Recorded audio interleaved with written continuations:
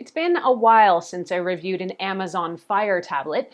These compact and budget-friendly tablets are designed to give you access to many of the features you want and need in a compact tablet while being really cost-effective. I'm Erin from TechGadgetsCanada.com, and Amazon's newest tablet, the Fire HD 8 10th generation, is here. This 8-inch tablet is ultra-portable and has some upgrades over older versions. In this review, I'll take a look at some of the basics of what you can do with an Amazon Fire tablet, plus what it can't do. I'll share the improvements that have been made over older versions, and talk about whether I think this is a worthy buy. By the way, if you end up liking this video and finding it helpful, please hit that like button and give me a sub, because it does help me keep making more videos that I hope everyone out there can watch, enjoy, and learn from. With its 8-inch HD display, Amazon's compact tablet costs just about $110 Canadian, and Amazon says it's 30% faster than previous versions with a 2 GHz quad-core processor and 2 GB of RAM that they say should allow you to more easily multitask when watching movies, playing games, and browsing the web. There are increased storage options, which we'll get to, and battery life is promised to be about 12 hours, but that is the same as previous versions. They've upgraded the charging cable from microSD to USB-C as well. You've also got the option of the extra cost Amazon-designed slim magnetic case with built-in stand for hands-free viewing in either landscape or portrait mode. The cover still gives you access to the buttons, ports, and cameras. Oddly, though, it covers the built-in speakers. So what can you do on a Fire HD 10th generation tablet? This tablet is small and somewhere between an e-reader and a full-fledged tablet computer. With more memory, now double the storage. You can get 32 or 64 gigabytes of memory, plus you can expand up to a terabyte with a microSD card. These tablets let you do a ton of things, like you can read ebooks or listen to audiobooks, kind of, and we'll get to that. You can watch streaming TV shows and movies on Amazon Prime Video, YouTube, or Netflix. You can watch downloaded videos, play games, or use apps like Instagram, Facebook, and more. You can also, of course, shop the Amazon app, see your order status, and a lot more. This tablet runs Amazon Fire OS, an Android-based mobile operating system produced by Amazon for its Fire Phone and Kindle Fire range of tablets and other content devices like the Fire TV. Amazon says this tablet is 30% faster than before, and while it may be a bit laggier than other high-end tablets, you are getting what you pay for here. This tablet has 2 megapixel front and rear facing cameras with 720p HD video recording. The photos on this are marginal at best since the sharpness isn't there and the colors are kind of washed out, but overall this would probably be fine for kids' use. You don't want this tablet though to be your primary camera. The HD screen quality is pretty good, and I think most folks would have a hard time hating on it.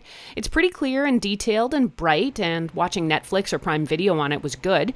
There's also picture-in-picture viewing with Prime Video and Netflix, if that's your thing.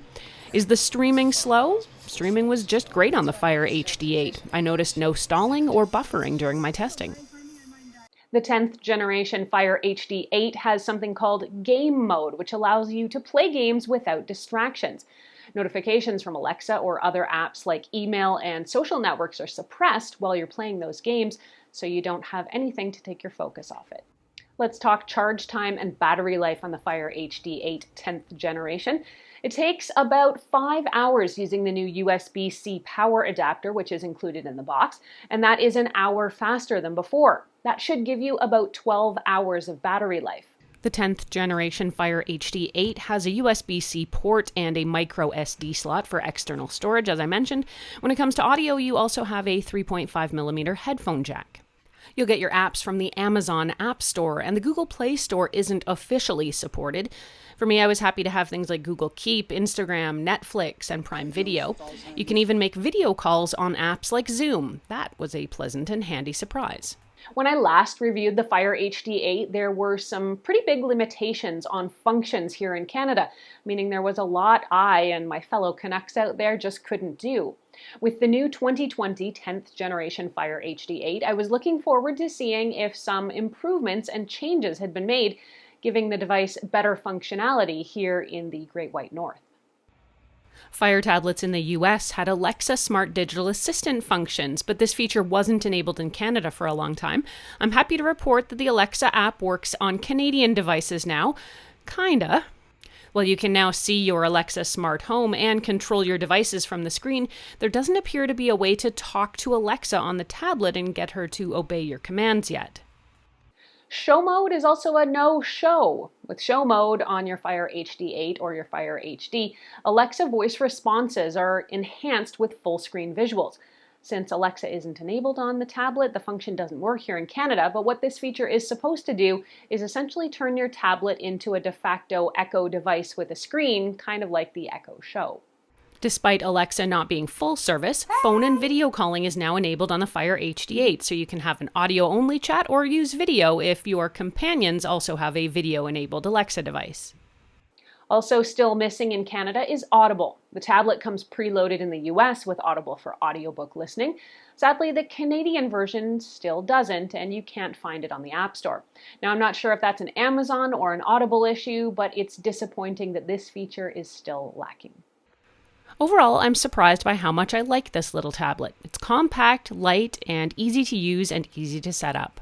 While this tablet definitely doesn't have the power or capabilities of something like an iPad Pro or the ultra-sharp screen, it is also a much less expensive tablet, priced at an astoundingly affordable $100 or so in Canada for the 32 gigabyte size, and about $140 for twice the memory at 64 gigs, making that a really good upgrade.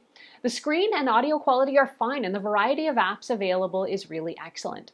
What I disliked most about the tablet is the features that still aren't available and haven't been for years here in Canada, like Alexa voice control, show mode, and Audible. Now, while those may show up in a few years, don't hold your breath. Even so, if you are getting this tablet, at least you know some of its future potential. But if these are features you need and want now, you might be better off with a different tablet, though you are definitely going to pay more for it. Overall, there is a lot to love about the Fire HD8 if you want a low-priced but still versatile tablet for travel or the kids, or to supplement another tablet you may already have. If you want to read more about it, head over to techgadgetscanada.com, where I've posted a full write-up. You can ask me any questions you have about this device, either there on the blog or, as always, here on the YouTube channel. If you liked this video and found it helpful, please hit that like button and give me a sub, because it does help me keep making more videos that I hope everyone out there can watch, enjoy, and learn from. Thanks so much for watching. I'm Erin. Until the next time, you can catch me on either Twitter or Instagram. I'm at ErinLYYC. You can also always find me through Facebook at facebook.com/TechGadgetsCanada.